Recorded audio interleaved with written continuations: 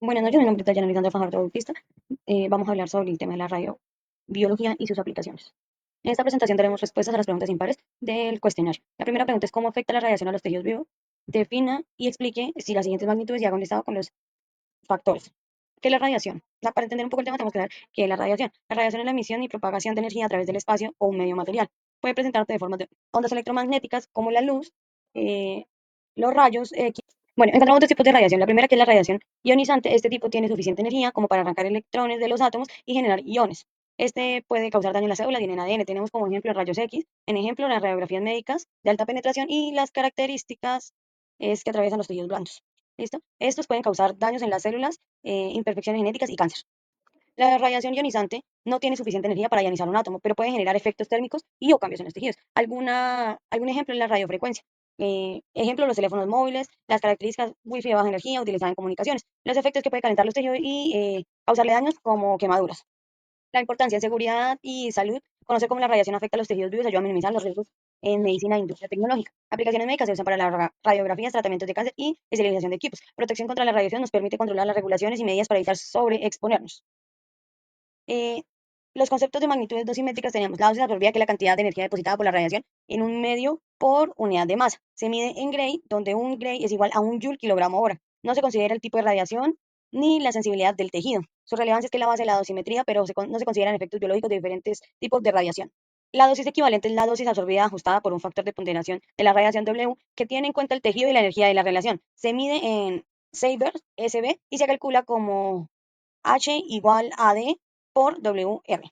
Eh, la relevancia es que permite comparar el daño potencial de distintos tipos de radiación en los diferentes tejidos. Bueno, la dosis efectiva es una dosis equivalente ajustada por un factor de ponderación del tejido W que representa la sensibilidad de un tejido o órgano a la relación. Se mide en Sieverts, se calcula como eh, E, donde igual HT, que es la dosis de equivalencia del tejido específico, y WR, que es el factor de ponderación que depende del órgano afectado. Su relevancia es que permite evaluar el riesgo global del cuerpo y se usa en regulaciones de la protección radiológica. Los factores de ponderación de la radiación son factores que corrigen la dosis absorbida según el daño biológico esperado de la cantidad de radiación. Es decir, los fotones es factor de ponderación 1, los neutrones factor de ponderación 5, y las partículas alfa tienen un factor de ponderación 20. Los factores de ponderación del tejido, estos reflejan la sensibilidad de los tejidos a la radiación en términos de riesgos a desarrollar efectos biológicos, especialmente el cáncer. En la médula ósea, colon, pulmones, estómago y la mama es de 0.12. Las gónadas, 0.8. El hígado, tiroides, vejiga, esófago, 0.04. Piel, superficie ósea, 0.01. Y en el resto del cuerpo, 0.12. La relación entre estas dosis es que la dosis absorbida mide cuánta energía se deposita en el tejido. La dosis equivalente ajusta la dosis absorbida según el daño biológico relativo de cada tipo de radiación, y la dosis efectiva es el ajuste de dosis equivalente según la sensibilidad de los órganos expuestos. Eh, los efectos de la radiación en los tejidos vivos es, los efectos a corto plazo son quemaduras, síndrome de por radiación; a largo plazo son mutaciones genéticas, cáncer, daño celular. Ejemplos históricos, casos como el Hiroshima, accidentes en hospitales. Para nuestra protección a la radiación tenemos que tener en cuenta tiempo, distancia y blindaje y los ejemplos de seguridad. En el tiempo, menos tiempo de exposición, menos dosis absorbida. En distancia, aumentar la distancia reduce la intensidad de la radiación. Blindaje, usos de barrera como plomo para evitar la radiación. Los ejemplos de seguridad, como observamos, el tecnólogo tiene puesto su chaleco de plomo.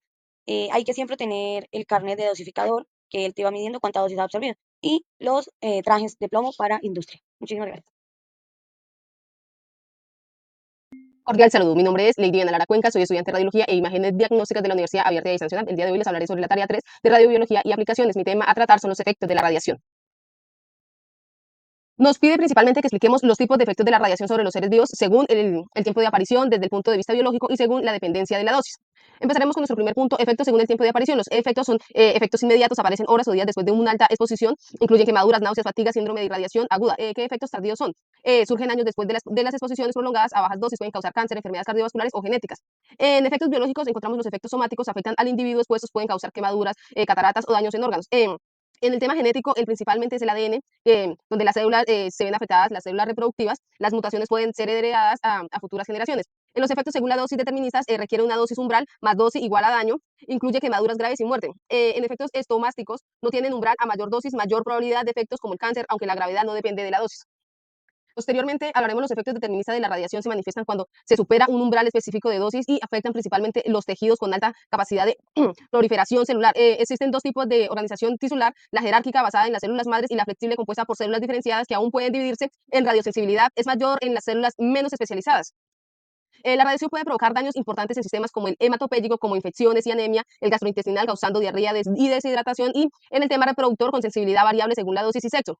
Y el sistema nervioso central que se requiere dosis muy altas para ser afectado. También puede causar alteraciones pulmonares, renales, cutáneas y oculares, dependiendo la dosis y el tiempo de la exposición.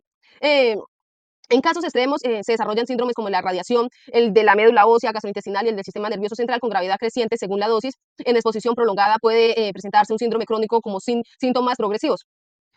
Durante el desarrollo fetal, la radiación puede causar desde el aborto espontáneo hasta malformaciones y retraso mental, siendo más peligroso en las primeras etapas de gestación por las altas tasas de proliferación celular. Eh, por otro lado, los efectos estocásticos son aleatorios y no tienen umbral. Se relacionan con mutaciones celulares que pueden llevar al desarrollo de cáncer, tanto en el individuo como en su descendencia. Estos efectos se estudian a través de datos clínicos, investigaciones moleculares y modelos animales, y su conocimiento es esencial para prevenir enfermedades radioinducidas. Las fuentes de exposición incluyen accidentes nucleares, actividades laborales, procedimientos médicos y pruebas nucleares. El principal afectado es el ADN, es especialmente vulnerable a la radiación y sus daños pueden desencadenar consecuencias graves si no se repara adecuadamente. Muchísimas gracias por su atención. Hola, mi nombre es Yureicia Isbel Lázaro Contreras, estudiante de tercer semestre de la Tecnología en Radiología e Imágenes Diagnósticas de la Universidad Nacional Abierta y Distancia UNAD. Vamos a abordar la pregunta 5 y la pregunta 9 del trabajo colaborativo. Lesiones en el ADN. Son cambios químicos que ocurren en el ADN como rupturas, alteraciones en las bases o desapareamientos. La pregunta 5 nos dice, ¿cuáles son los tipos de lesiones en el ADN? Tenemos 8 tipos de lesiones. La primera es las roturas de la doble hélice del ADN. Son lesiones que ocurren cuando la doble hélice del ADN se rompen en uno o ambos lados. Pueden ser causadas por radiación ionizante, sustancias químicas o errores en la replicación del ADN. La segunda es el daño a las bases nitrogenadas. Son lesiones que ocurren cuando las bases nitrogenadas del ADN, que es la adenina, guanina, citosina y timina, se dañan o se modifican. Estas pueden ser causadas por radiaciones ionizantes, sustancias químicas o errores en la replicación del ADN. La tercera es las mutuaciones puntuales. Son lesiones que ocurren cuando una sola base nitrogenada del ADN se cambia o se modifica. Puede ser causadas por errores en la replicación del ADN o por exposición a sustancias químicas. La cuarta es la deleciones. Son lesiones que ocurren cuando una o más bases nitrogenadas del ADN se eliminan. La quinta es las inserciones. Son lesiones que ocurren cuando una o más bases nitrogenadas del ADN se insertan en un lugar incorrecto. La sexta, translocaciones. Son lesiones que ocurren cuando un segmento del ADN se transfiere de un cromosoma a otro. La séptima, amplificaciones. Son lesiones que ocurren cuando un segmento del ADN se amplifica o se copia en exceso. La octava, epimutaciones, son lesiones que ocurren cuando la expresión genética se altera sin que se produzcan cambios en la secuencia del ADN. Pueden ser causadas por factores ambientales o por errores en la regulación genética. Bueno, consecuencias de las lesiones en el ADN. Las consecuencias de las lesiones en el ADN pueden ser variadas y depende del tipo y la gravedad de la lesión. Impiden la replicación correcta del ADN. Pueden llevar a la muerte celular o al desarrollo de enfermedades. Cuando se transmiten a la siguiente generación, se denominan mutuaciones genéticas. Algunas de las consecuencias más comunes incluyen mutuaciones, como ya lo dijimos, cáncer, enfermedades genéticas, envejecimiento, muerte celular, alteraciones en la regulación genética, problemas de desarrollo, alteraciones en la función celular, aumento del riesgo de enfermedades y por último, la muerte prematura. Cordial saludo, mi nombre es Gisela Naomi Chaparro Llega, soy estudiante del programa de Tecnología en Radiología e Imágenes Diagnósticas y a continuación les vengo a presentar la pregunta 7 de nuestro trabajo colaborativo. Nos dicen qué consiste el síndrome de radiación aguda. Describe la secuencia de eventos ocurridos en función del tiempo y su manifestación clínica. Bueno, primero que todo, el síndrome de radiación aguda es un conjunto de síntomas que aparecen tras la exposición a una dosis alta de radiación ionizante en un corto periodo de tiempo, por ejemplo, en un accidente nuclear o durante un tratamiento médico con radiación. Este síndrome puede ser potencialmente mortal y se presenta en diferentes grados de severidad, dependiendo de la dosis recibida. Encontramos la fase inicial, que es de 0 a 24 horas, en donde la exposición provoca daño inmediato a las células del organismo. Las manifestaciones clínicas durante esta fase, los síntomas pueden ser leves o moderados y pueden incluir lo que son náuseas, vómito, que estos pueden comenzar minutos después de la exposición. También presentan fatiga, malestar general, pérdida temporal del apetito. Estos síntomas son similares a los de una intoxicación alimentaria. En el tiempo, pues estas manifestaciones clínicas se presentan en minutos después de la exposición y pueden durar hasta 24 horas.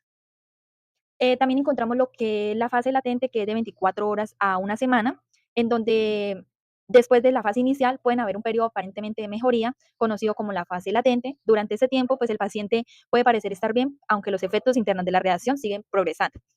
Las manifestaciones clínicas, pues como ya lo dijimos anteriormente, la disminución de los síntomas iniciales, pues el paciente puede aparentar estar bien, pero el daño interno sigue progresando en esta fase, afectando la médula ósea y otros tejidos.